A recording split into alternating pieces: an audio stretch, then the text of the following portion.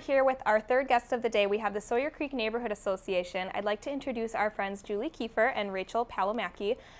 Here, you guys are co-chairs of the Sawyer Creek Neighborhood Association. So welcome to Oshkosh today. Thanks for joining us. Thanks for having us. Now, we have a lot to talk about right now. You guys have been very busy the past few years or year or so.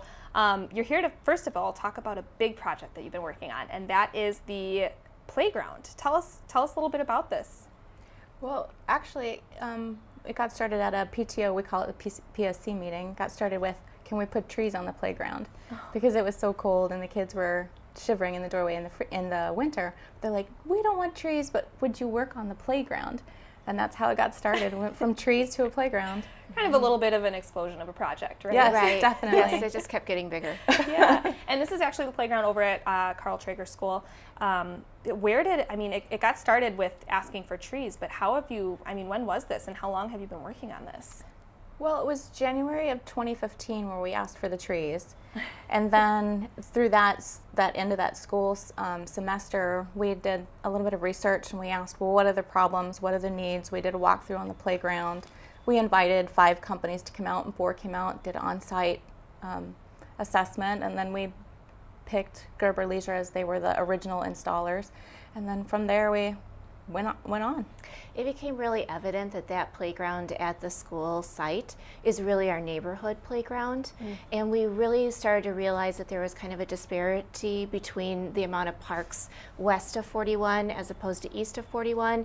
And that really brought us into looking at a partnership between the city and the school district and the community foundation, which kind of led us to creating this neighborhood association to kind of address all of those issues and then receive that grant from the Great Neighborhoods program to really address it. And the other big issue on that playground was that it really was not accessible and inclusive. And so addressing that as well was really one of our top goals. Definitely. And we have renderings of the playground, Yes. which looks awesome. And we're looking at them right now. Maybe explain a little bit about what makes a playground inclusive. Well, there are a number of opportunities to make it inclusive, and we went with the U.S. Access Board for Guidelines on Inclusive Playgrounds to help us with those.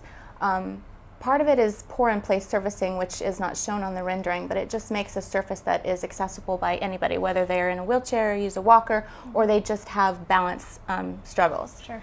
Other parts are accessibility low and high. Other opportunities would be tactile, visual opportunities, sensory. The circular piece on the left of the picture is a merry-go-round. Yes. So that's pretty cool. And the webbing in the bridge allows for swinging and proprioception activities as well as gross motor control, those kinds of things. Very cool. And is this will be the second inclusive playground here in Oshkosh. So if people are curious to know what an inclusive playground would look like, they can go visit South Park. I think it was about a year ago that they had broken or cut the ribbon for that one. So it's so exciting. And I totally agree with you, Julie, that there is kind of a little bit of a lack of parks on the west side of 41. And there really are. There's about 39 parks in our city of Oshkosh, and 4 of them are west of 41. Wow. So 3 of them have playground equipment, and 1 of them is a trail system. And the trail system runs through our neighborhood and is linked to the school district, school property as well. So that was really just like a perfect opportunity for us to partner in looking at how are we going to address the park space and the school district's park space playground to kind of serve our neighborhoods better and our school. Definitely. And our school is a part of our neighborhood association and being within the boundaries, so it really makes perfect sense. Exactly. And it's so exciting. And it's really cool to see the neighborhood come together and complete something like this. And congratulations, by the way, on the Great Neighborhoods Grant, which you'll be celebrating at the groundbreaking, which is taking place next week. Yes. And that's open to anyone to come out and celebrate. Right. That'll be Tuesday the 23rd at 4 o'clock, and we'll be out on the playground space at Traeger Elementary, which is 3000 West 20th. Yes, and we'll be covering that on Oshkosh Media too. So for those of you who can't make it, you can watch it on our channel as well. You're still fundraising, so if people are wanting to kind of get involved or help out at all, how can they do so?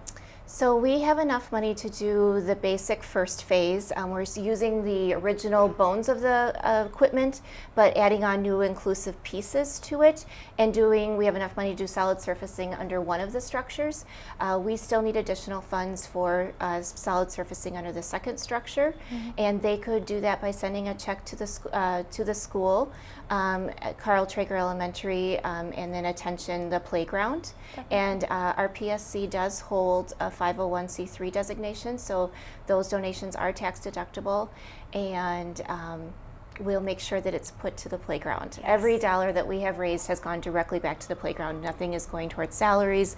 We are volunteers. Yes, and that goes back to the importance of the neighborhood association. I mean, you guys live in this neighborhood. This is something that you're affected by. Why are neighborhood associations so important?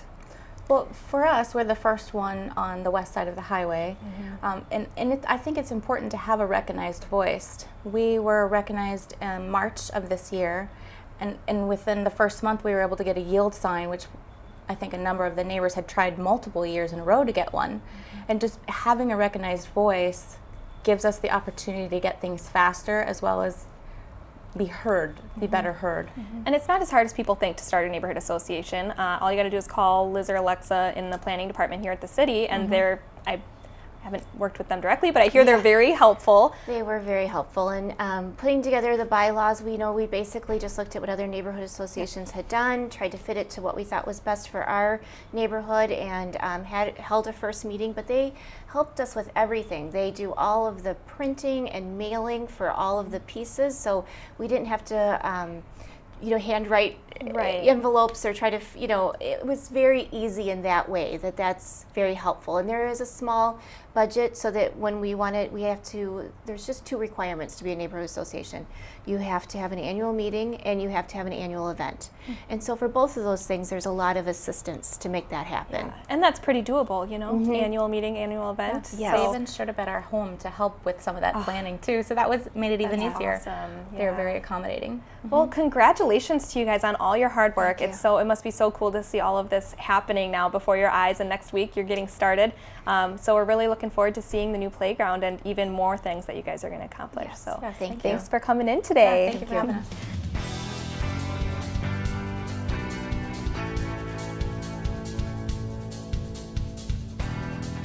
Oshkosh Today was supported in part by the Friends of OCM.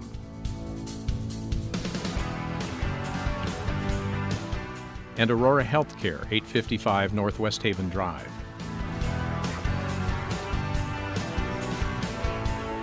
Set design provided by House of Flowers, 1920 Algoma Boulevard. Oshkosh Today.